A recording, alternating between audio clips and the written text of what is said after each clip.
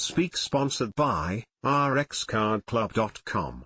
Get a free prescription drug card and save up to 85% on prescription drugs.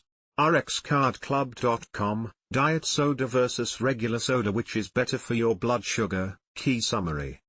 Diet soda is better for blood sugar control than regular soda, as it does not contain added sugars that cause rapid spikes in blood glucose levels. Replacing sugary sodas with diet or other low-calorie options can help reduce overall sugar intake, which may support steadier glucose patterns over time.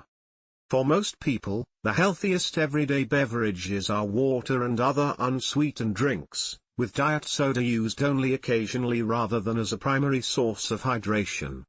While diet soda avoids the immediate blood sugar spikes seen with regular soda, it may still have potential long-term effects that are not fully understood, such as impacts on the gut microbiome and insulin sensitivity. The best beverage choice depends on individual factors and preferences, but the general recommendation is to prioritize water and limit both regular and diet soda. rxcardclub.com. Get a free prescription drug card and save up to 80% on prescription drugs. Less than /speak.